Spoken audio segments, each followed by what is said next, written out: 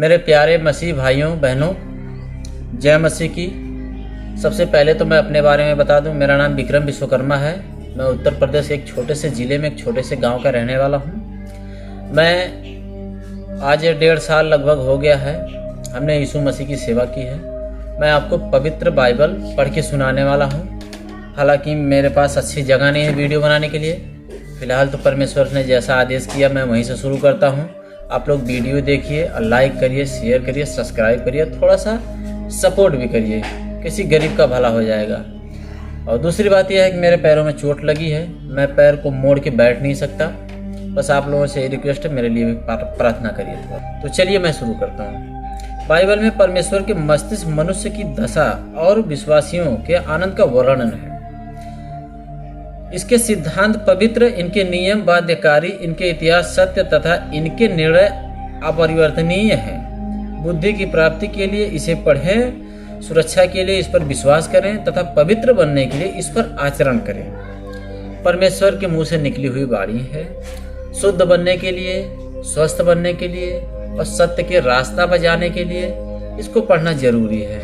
दोस्तों, आप लोग भी अपने जीवन में बाइबल अपनाइए, प्रभु यीशु मसीह से प्रेम करिए, क्योंकि सत्य परमेश्वर ही है, बाकी कुछ भी सत्य नहीं है। परमेश्वर ही है एक ऐसा परमेश्वर जो हमें सही रास्ता दिखाता है और सही रास्ते पर ले जाता है, हमें उद्धार करता है, हमारा उद्धार करता है, हमें सारी प्रॉब्लम से बचाता है। चलिए मैं थोड़ा सा आगे चलता हूँ।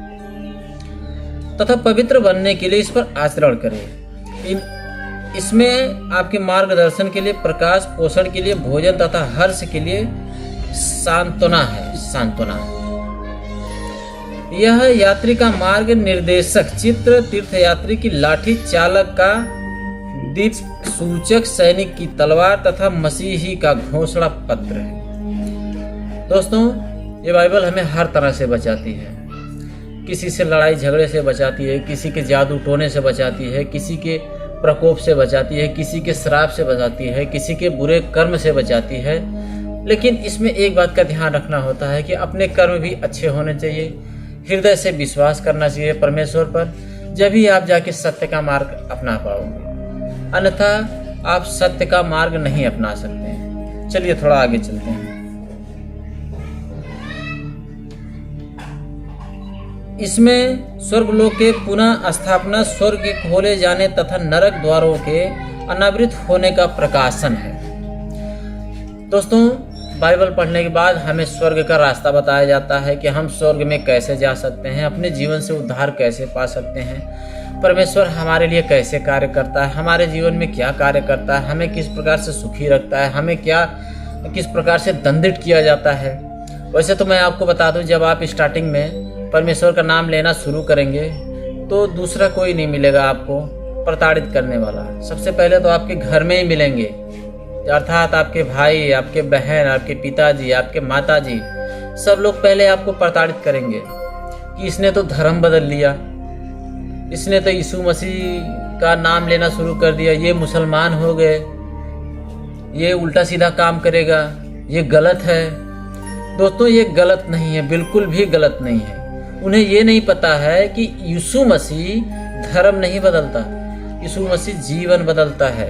यीशु मसीह का नाम लेने से, प्रार्थना करने से, बाइबल पढ़ने से हमारा जीवन बदलता है, हमारे जीवन से समस्याएं दूर होती हैं। परमेश्वर हमारे आत्मा में वास करता है, हमारे मस्तिष्क को खोलता है, हमारे जुबान को सही रास्ते पर लाता है, हमें शैतानों से बचाता है, बहुत सारी चीज़ों से हमें सुरक्षित रखता है परमेश्वर। चलिए अब थोड़ा सा और आगे चलते हैं। आप लोग वीडियो को ध्यान से देखिए और इस गरीब का भी सपोर्ट करिए मेरे दोस्त, मैं आप लोगों से यही निवेदन करूंगा। तो थोड़ा सा आगे बढ़ते हैं। ख्रिस्त इसका मूल विषय, हमारा भला इसका उद्देश्य तथा परमेश्वर की महिमा का अंत है। जैसा कि आपने सुना, हमारा भला इसका उद्देश्य परमेश्वर की महिमा का अंत है जी। तो परमेश्वर ने कहा कि आप पवित्र बाइबल पढ़ते हैं तो आपका भला होगा, और परमेश्वर का उद्देश्य भी यही है कि आपका भला हो, आप मेरे बच्चे बने, मेरे दास बने, मेरे सेवक बने, आप चर्च में आए, मुझसे जो मांगे मैं वो दूंगा, लेकिन सच्चे दिल से विश्वास करके मन में छल कपट नहीं होना चाहिए, शैतान नहीं होना चाहिए, दिमाग में गंदी चीजें नहीं होनी चाहिए, दिमाग बिल्कुल साफ सुथरा होना चाहिए, स्वर्ग जैसा। जब आपको परमेश्वर, जब कुछ भी मांगेंगे, कभी भी मांगेंगे, कहीं भी मांगेंगे, परमेश्वर आपको अवश्य देगा।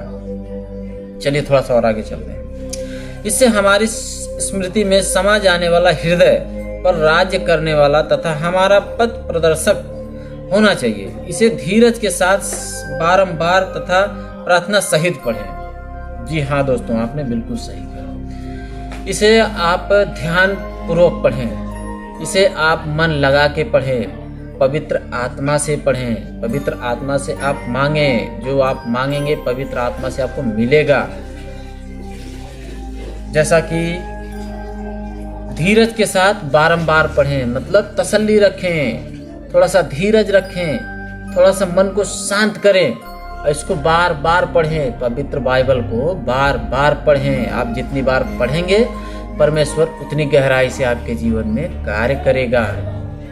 चलिए और थोड़ा सा आगे चलते हैं। यह धन का भंडार, महिमा का स्वर्ग तथा आनंद का स्रोत है। जी हाँ दोस्तों, ये धन का भंडार, महिमा का स्रोत और आनंद का स्रोत, महिमा का स्वर्ग, ये सारी चीजें आपको बाइबल में मिलेंगी यदि आप सही रास्ते पे सही तरीके से सच्चे मन से ग्रहण करते हैं।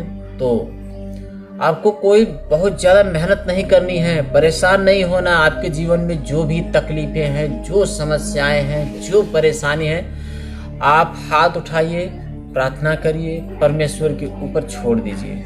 परमेश्वर को आप माने या ना माने, परमेश्वर हमेशा आपके साथ होता है, आपके हृदय में होता है, आपकी परछाई बनकर चलता है, आपको पल पल बचाता है, आपको कोई नुकसान ना हो, हर चीज में आपको परमेश्वर बचाता है, परमेश्वर आपके साथ होता है। चलिए थोड़ा सा और आगे चलते हैं। यह पुस्तक आपको इस जीवन में मिली है, न्याय के दिन उस जीवन में खोली जाएगी तथा यह चिर स्मरणीय रहेगी। इसमें महानतम उत्तरदायित्व है, महानतम परिश्रम को यह पुरस्कृत करेगी तथा इसके पवित्र लेखों का तिरस्कार करते हैं उन्हें यह दोषी ठहराएगी। दोस्तों, इस बाइबल का जो भी अनावश्यक विचार करते हैं इस बाइबल के बारे में, जो इस बाइबल के बारे में गलत बोलते हैं, इनके मन में गंदे विचार हैं, जो इसका बहिष्कार करते हैं, उनको ये बाइबल अर्थात परमेश्वर दोषी ठहराएगा।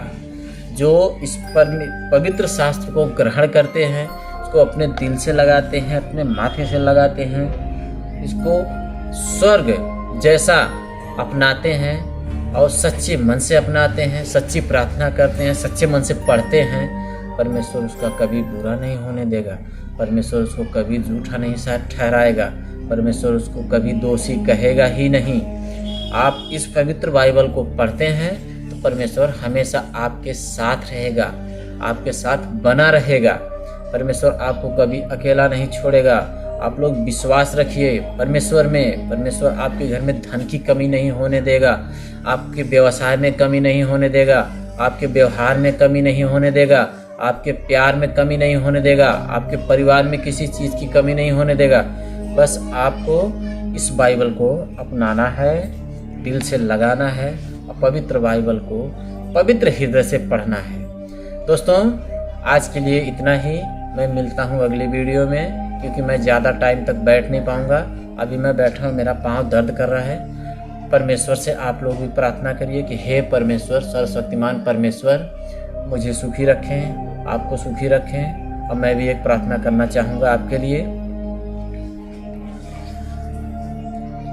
हे सर्वशक्तिमान परमेश्वर, मेरे जितने भी मसीह भाई बहन हैं, आप सबके जीवन में चंगाई डाले, किसी को कोई तकलीफ ना हो, किसी को किसी बाधा में ना डाले परमेश्वर, किसी को कोई धन की कमी ना हो परमेश्वर, कोई आदमी निराश ना हो, कोई भाई बहन मसीह निराश ना हो, किसी के पास शैतान का साया ना हो परमेश्वर, सबको आप सुखी रखें। किसी को अगर बुखार है तो बुखार ठीक करे सर, किसी को ट्यूमर है तो उसको ठीक करे सर, किसी को कैंसर है तो उसको ठीक करे। हे परमेश्वर, मैं पूरे मन से विश्वास के साथ प्रार्थना करता हूँ कि आप मेरे यीशु मसीह भाइयों को बहनों को आप सुरक्षित रखें परमेश्वर, क्योंकि वो आप पे विश्वास करते हैं परमेश्वर, और उन्हें पता है कि आप उन्हें कभी अकेला नहीं छोड़ेंगे परमेश्वर।